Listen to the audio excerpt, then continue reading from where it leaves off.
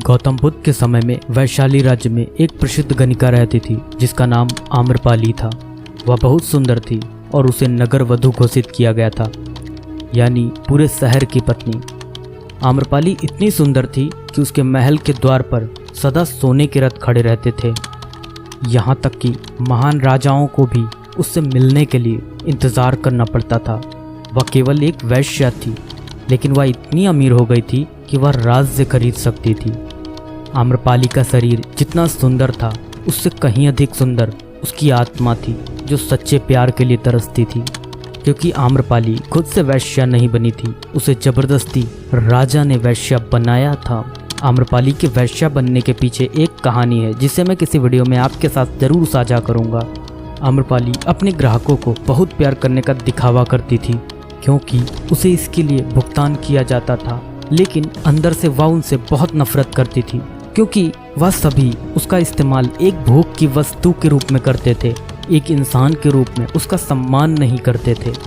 एक दिन आम्रपाली अपने महल की बालकनी में खड़ी थी।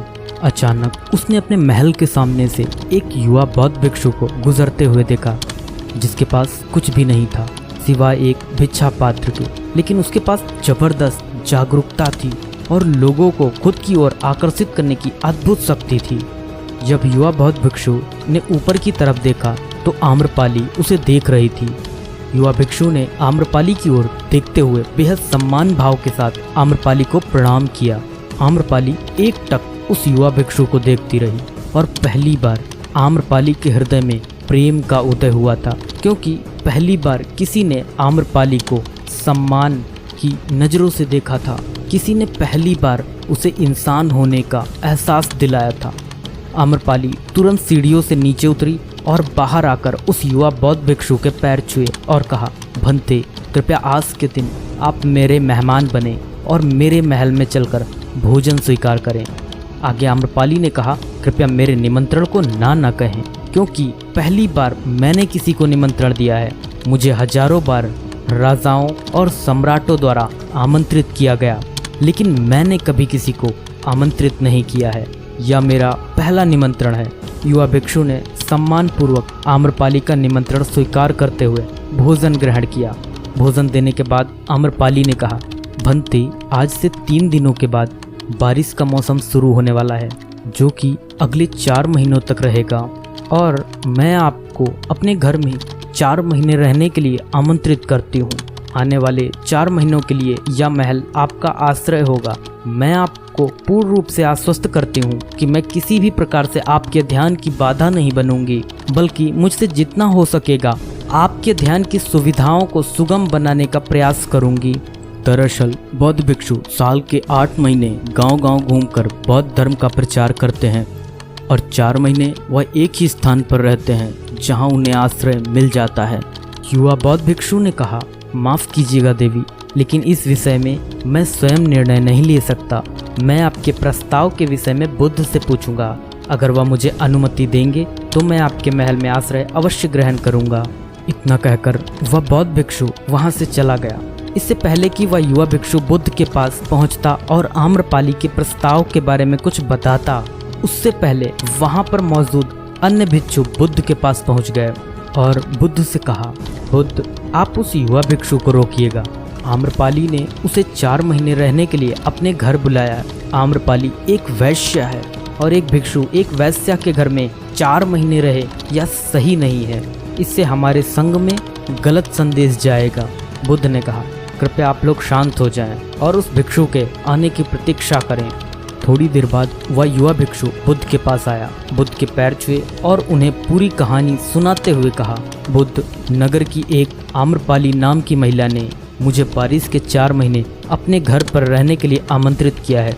मैंने उसके निमंत्रण का अभी कोई जवाब नहीं दिया। मैंने उससे कहा है कि अगर आप मुझे उसके घर रहने की आज्ञा देंगे तभी मैं उसके घर पर रहने के लिए आऊँगा। अतः बुद्ध, आप जो कहेंगे मैं वही करूँगा। उस युवा भिक्षु ने आम्रपाली के विषय में वैश्या शब्द का प्रयोग न करते हुए केवल महिला शब्द का प्रयोग किया। बुद्ध ने उस युवा भिक्षु की आंखों में देखा और कहा, तुम रह सकते हो। तभी अचानक बूढ़ा भिक्षु खड़ा हुआ और बोला कि बुद्ध, यह सही नहीं है। यह युवा भिक्षु एक सच्चाई छुपा रहा है। इसका कहना है कि एक आम्रपाली नाम की महिला ने अपने घर पर रहने के लिए आमंत्रित किया है, लेकिन वह एक महिला नहीं है, वह एक वैश्या है। बुद्ध ने कहा, मैं जानता हूँ, और क्योंकि इसने वैश्या शब्द का प्रयोग नहीं किया, इसका अर्थ है इसके मन में उसके लिए सम्मान का भाव है, इसलिए मैं इसको वहाँ रहने की अनुमति दे रहा हूँ। वहाँ मौजूद हजारों भिक्षुओं को विश्वास नहीं हो रहा था कि बुद्ध ने एक युवा भिक्षु को एक वैश्या के घर में रहने की अनुमति दे दी है। अगले 3 दिनों के बाद वह युवा भिक्षु आम्रपाली के घर रहने के लिए चला गया। उसके जाते ही वहां पर उपस्थित अन्य भिक्षु उसके विषय में तरह तरह की बातें बनाने लगे। बुद्ध ने सभी को शांत करते हुए कहा, मुझे मेरे भिक्षु पर विश्वास है। मैंने उसकी आंखों में देखा है कि उसके भीतर तनिक भी भोग की इच्छा नहीं थी। अगर उस भिक्षु का ध्यान गहरा है तो वह आम्रपाली के हृदय को परिवर्तित कर देगा, और अगर भिक्षु का ध्यान गहरा नहीं है तो आम्रपाली अपने शारीरिक आकर्षण से भिक्षु को परिवर्तित कर देगी। यह एक प्रश्न है ध्यान और शारीरिक आकर्षण के मध्य, जिसका उत्तर हमें 4 माह के बाद मिलेगा। बुद्ध की बात सुनकर वहां उपस्थित भिक्षुओं ने कहा कि बुद्ध उस युवा भिक्षु पर बहुत अधिक भरोसा करके अनावश्यक जोखिम उठा रहे हैं। वह भिक्षु युवा है और आम्रपाली बहुत सुंदर है। समय प्रारंभ हुआ, वर्षा ऋतु गई, 4 माह बीते और वह युवा भिक्षु वापस आया। उसने बुद्ध के पैर छुए और उस युवा भिक्षु के पीछे आम्रपाली भी आई। उस युवा भिक्षु ने आम्रपाली का बुद्ध से परिचय कराते हुए कहा, बुद्ध, यह आम्रपाली है और यह आपसे दीक्षित होना चाहती है। यह एक अनोखी महिला है। यह न केवल सुंदर है बल्कि इनकी आत्मा उतनी ही शुद्ध है जितनी आप कल्पना कर सकते हैं। आम्रपाली ने बुद्ध के पैर छुए और कहा, मैं पहली बार देखने भर से इस युवा भिक्षु से प्रेम करने लगी थी, इसलिए मैंने इस युवा भिक्षु को अपने सौंदर्य से कई बार आकर्षित करने का प्रयास किया, लेकिन मैं पूर्ण रूप से असफल रही। इसके बजाय इस युवा भिक्षु ने मुझे ध्यान के प्रति जागरूक किया और यह एहसास कराया कि वास्तविक जीवन भोग नहीं अपितु ध्यान है। इसलिए बुद्ध, मैं अपनी सारी संपत्ति आपके भिक्षुओं को दान में देना चाहती हूँ और शेष जीवन ध्यान में बिताना चाहती हूँ। इसके बाद आम्रपाली बुद्ध के शिष्यों में पहली महिला हुई जिन्हें आत्मज्ञान की प्राप्ति हुई। बुद्ध ने अपने पंथ के सभी शिष्यों से कहा, यदि तुम वैश्याओं की संगति से डरते हो तो उस डर का उस वैश्या से कोई लेना देना नहीं है, बल्कि वह डर तुम्हारे बेसुध मन की उपज है, क्योंकि तुमने अपनी कामुकता को दबा दिया है और कामुक ऊर्जा को दबाया नहीं जा सकता, इसे केवल रूपांतरित किया जा सकता है।